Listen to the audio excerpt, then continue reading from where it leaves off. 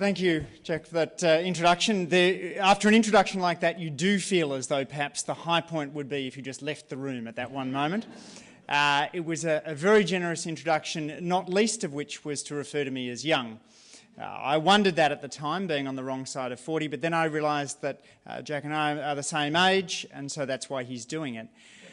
Which struck me that actually Generation X could just make a pact with all of us that we will continue through the coming decades to refer to one another as young. The boomers, Gen Y, may not like this, but so long as we stick to it, we can go well into our 70s and 80s, referring to one another as successful youngsters. I'd like to, of course, acknowledge that we're meeting today in the traditional lands of the Ngunnawal people and pay my respects to their elders, past and present. To thank David, Jack, of course, for the introduction, Richard for inviting me here today. Also to acknowledge a really thought-provoking presentation from Elise and Josh before, reminding us that no matter what statistics you have, it's the stories that are ultimately the most compelling. And here also teaching me a great deal about how stories can be used not just to persuade, but also to inform and to teach.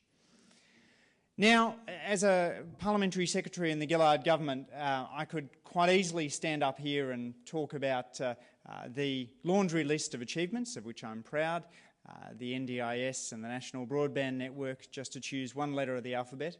But these are things of the current days and the current months. And the sense I got from talking to Richard was that he wanted me to talk a little about issues which span decades. One of the great things about the Australian Public Service is that it has always been able to do those two things. To not only focuses on the challenges of now, the minister that wants a minute on some topic produced by yesterday, a report produced in the next couple of hours, a quick reaction to something that a shock jock has said, but also the ability to innovate. And if you look back through Australian history, whether it's our early innovations with the social safety net, the pension, unemployment benefits, making sure we put in place child supports where other countries were only beginning to contemplate it, and solutions such as HECS, which was a world first, now being adopted around the world by a dozen countries. The Australian Public Service has been a world leader in its innovation and its thoughtfulness. So I'm going to talk today about issues that I think will help shape Australia over the coming decade. You can think of this, if you like, as being a sort of fourth-term Gillard government agenda. So let me start with one of the challenges that I'm most troubled by, and that is school test scores. If we look back to the 1960s, we see that the literacy and numeracy standards of Australian school children have failed to budge over that period. Chris Ryan and I did some work while I was at the ANU where we took the same question, a question that was asked of Year 8 or Year 9 students, and we looked at how well that question had been answered by successive cohorts. For maths, we could go right back to 1964. For literacy, we could go back to 1975.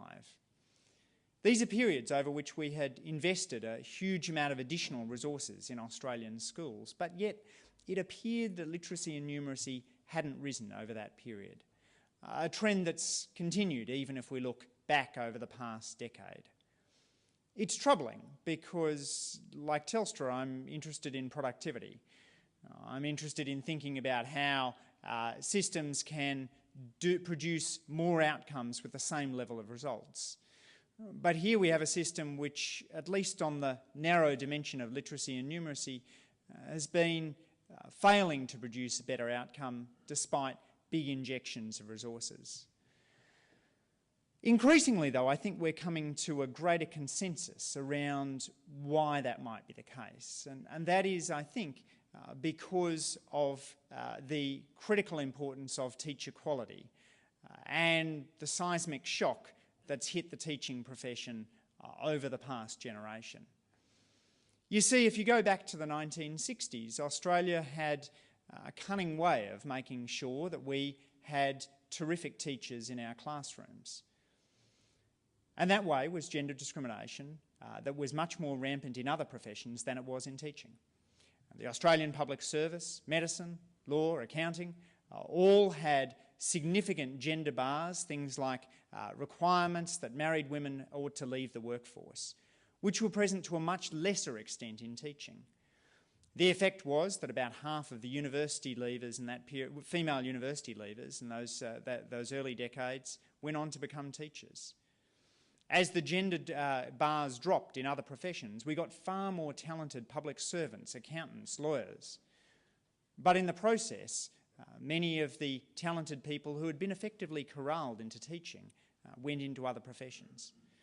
We need to tackle that by making teacher quality the number one issue in education and finding better solutions, not only to entice talented youngsters to come into the profession, but ensuring that we get more mid-career entry and making sure that great teachers have an incentive to stay in the classroom rather than to go and choose another profession. The second challenge that I think will face Australia over the coming decades is rising inequality. Inequality in Australia over the last couple of centuries has followed a sort of sawtooth pattern. It was pretty low when Australia, before the time of white settlement, and even under the First Fleet, Australia had fairly low levels of inequality. But inequality then steadily rose through the 19th century, peaking somewhere around World War I. And then it turned. Australia from World War I became a steadily more equal place. On a range of measures, Australian inequality fell all the way up until the late 1970s. And then again, it's begun another rise, just as it did through the 19th century. More inequality can have particular advantages, but it can also have costs to a social fabric. A society in which material goods are unequally spread tends to be a society in which people are unsatisfied with their lot, feel as though the deck is stacked against them before life starts. So making sure that we curb rising inequality is, I think, going to be a big challenge for Australia in coming decades. Comparatively, we're not the worst on this. Inequality in the United States, in Latin America, even, for example, in Russia, is significantly higher than it is in Australia. But the top 1% share in Australia has doubled over the last couple of decades. The top 0.1% share has tripled. And the gap between the middle and the bottom has widened.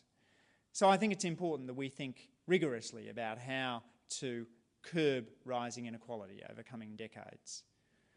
Part of the solution to that, I think, is going to tie back into my first point. It's going to be the importance of education, boosting not just the quantity of education people receive, but the quality of education as well. Education is not just a great productivity tool, it's also the best anti-poverty vaccine we've yet developed. And making sure we have a stronger education system is going to be vital in curbing inequality. Also, too, we want to think about the role that trade unions play. If you want to choose one social institution which acts as a bulwark against rising inequality, it's the union. And union membership, having gone from half the workplace in the early 1980s to less than a fifth today, means that it has contributed to a widening, particularly of inequality in pay gaps. That too is going to be hard to turn around, but it's important to bear in mind in the national conversation about the role that trade unions play. If you care about inequality, you should care too about the decline in union membership. The third challenge, and the last to which I claim to have any viable solution, is the decline in community life in Australia. And Jack Conley referred to the book Disconnected, which plots a range of metrics of the strength of Australian community life. Since the 1960s, Australians have become less likely to attend church. We're less likely to be actively involved in a community organisation. We're less likely to play and organise sport. And even when I managed to get surveys of this, we have fewer friends on average than we did. We know fewer of our neighbours' names. Australian political social capital has declined as well. Australians are less likely to engage at the pointy end, to be members of political parties, and more likely to have disengaged entirely, to fail to turn up to the ballot box or to spoil their ballot paper at election time. This, I think, is again a national challenge because the strength of our social ties matter in and of themselves. As that presentation by Elise and Josh highlighted, social bonds are absolutely critical in maintaining a strong society. And so part of one of the things we have to do over the next decade, I think, is to help build a kind of a civic renaissance in Australia. Part of that comes from a recognition that being involved in groups is genuinely fun. One study which looked at how to stave off dementia simply found that doing a new thing every day, whether that was saying hi to a new co-worker or going along to a community group, helped to stave off the onset of dementia in a sample of older Americans. So there's a health benefit to social capital, and there's also a benefit that comes in your local community. If you don't organise your local street barbecue at Christmas time, you should. You should do it if you like your neighbours, because it's a good chance to catch up with them. You should do it if you don't like your neighbours, because a more engaged street is such a good thing for the entire year that it's worth paying the cost of spending 2 hours with people you don't like on a Saturday afternoon at Christmas time. So organise your street Christmas parties, if there's nothing else that you take from today's talk. The final challenge, and the one that I guess keeps me awake at night trying to work out what to do something about, is the challenge of relatively low entrepreneurship rates in Australia. The other issues that I've spoken about, I guess, fall broadly within the social policy space, in education, inequality and social capital.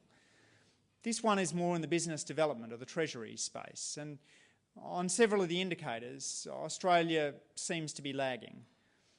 OECD data show that we file fewer what they call triadic patents, a patent registered in Japan, Europe and the United States, than should a country of our size. We seem to fall down particularly in business research and development. Our level of government research and development is actually where you'd expect it to be, but business investment in R&D is troublingly low.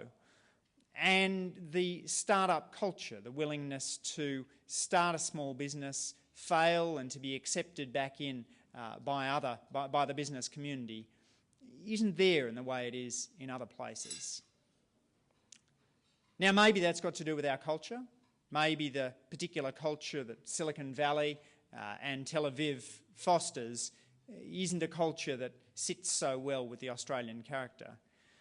But I do think it's something we ought to worry about, to think about how we can foster more businesses, whether this has to do with the availability of venture capital, although venture cap fundraisers tell me that their side isn't the problem, whether it has to do with culture and links to the United States Silicon Valley network, or whether there's some other answer.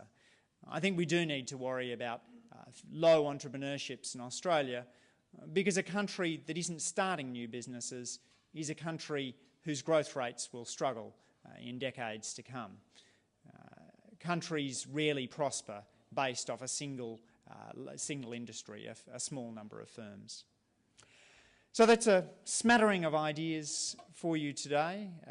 Test scores, inequality, social capital and entrepreneurship. But I would just leave you with the message that you ought to be enormously proud of the industry that you are in. Public servants should never be anything less than emboldened in the role that they play in building a better Australia. The reason Australia got through the global financial crisis without the blight of unemployment that we see hitting so many other countries around the world is largely because of public service innovation. We had public servants who put together an extraordinary package before even the effects of the financial crisis were being felt in Australia. We couldn't have done that with the world's best politicians. We couldn't have done that just with the world's best electorate. We needed a great public service, one which was dynamic, responsive, adaptable, and tapped in to great research. So I'll leave it there and look forward very much to engaging in a conversation with you in the time we have left. Thanks.